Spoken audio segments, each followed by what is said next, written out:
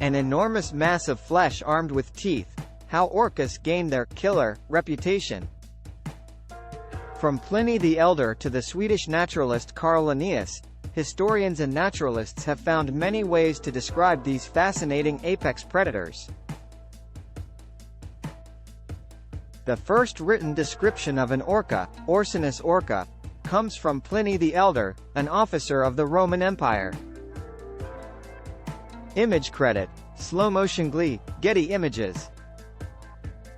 Interest in orcas is currently surging, with attacks on boats off the coasts of Spain and Portugal, and a pair of liver-eating killer whales targeting great white sharks off South Africa.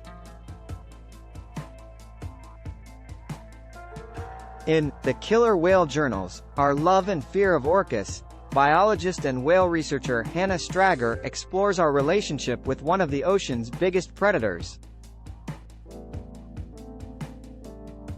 In the extract from the book below, the author looks at the very first written descriptions of orcas, and how early naturalists struggled to define these intelligent and deadly animals.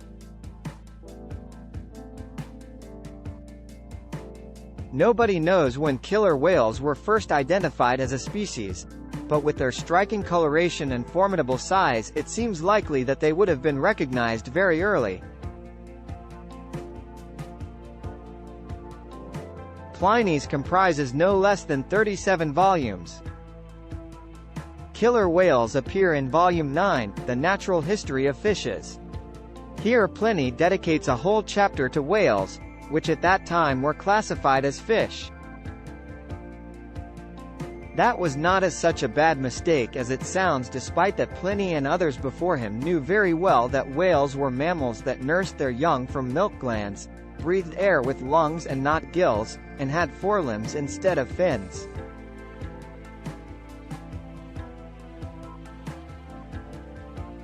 This is something they had probably learned from studying dead whales and dolphins found on the shore. The fact that they were marine creatures living in the water was the determining factor. They belonged with the fishes. But they were still different enough that Pliny grants them a chapter of their own apart from the other fish. Pliny tells how big baleen whales sought shelter in secluded bays to give birth to their calves, and then adds, "This fact, however, is known to the orca, an animal which is peculiarly hostile to the balena, and the form of which cannot be in any way adequately described, but as an enormous mass of flesh armed with teeth."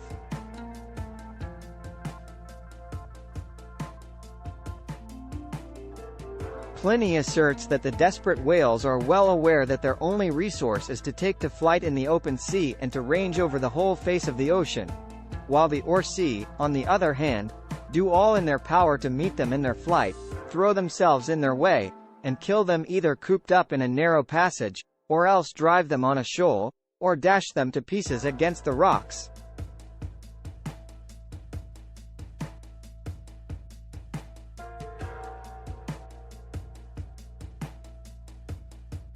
Pliny doesn't describe in detail what killer whales looked like, and it is possible that he had never seen them himself, but was relying on descriptions from seafarers and others who had come across them.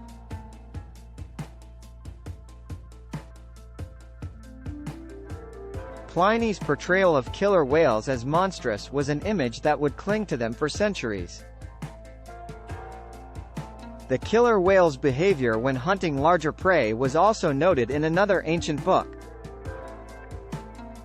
Somewhere between the years 1250 and 1260, the Norwegian king Håkon Håkonsson had a book made with instructions to his sons about his kingdom and how to rule it, a kind of fatherly introduction to the ins and outs of being a king.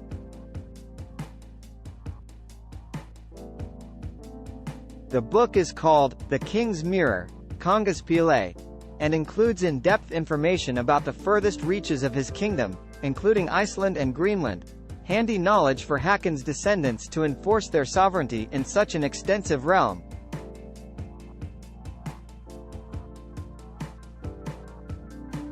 The animals in the sea get special attention, and a varied and detailed knowledge of many species of whale is included in the book. For a seafaring people like the Norwegians, this was vital information. Killer whales are featured for their gluttonous appetite.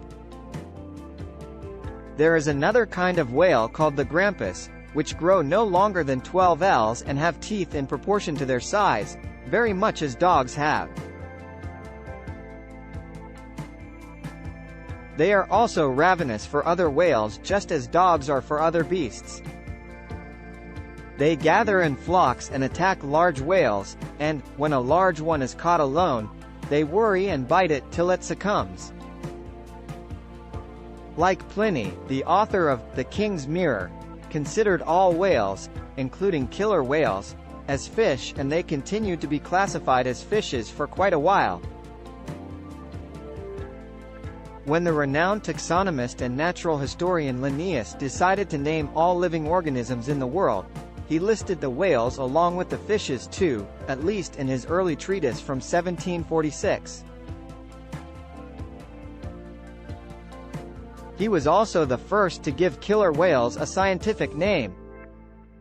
He called them Orcinus orca, keeping the name orca, which had been around at least since the time of Pliny, and adding Orcinus, Latin for belonging to the underworld. The meaning of the word orca is a bit obscure, but it may be derived from orcus, meaning underworld. Others think it comes from the Latin word orca for barrel, or cask, referring to the shape of a whale's body. When Linnaeus published the 10th edition of Systema Naturae, he made a quick decision and moved all the whales and dolphins, including the killer whales, to be grouped with the other mammals and not with the fishes.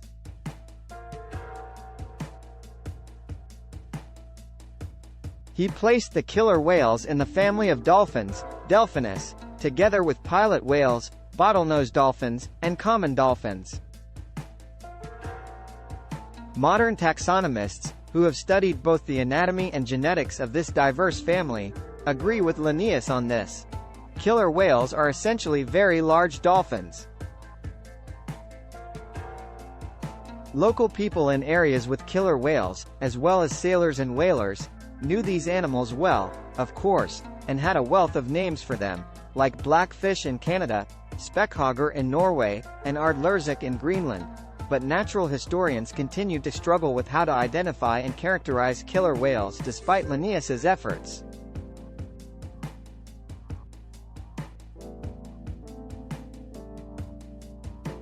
The big difference in size between the dorsal fins of the males and females, for instance, was a source of confusion. Were there two different species or a single one? And the many different reports on the coloration also perplexed the natural historians who were so eager to assign every species to a designated space in the order of life.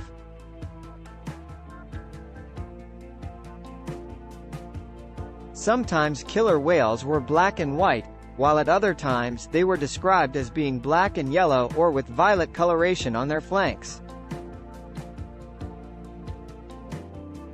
The confusion was undoubtedly aggravated by descriptions being made of dead animals, as the color of a whale changes rapidly after death as decomposition sets in.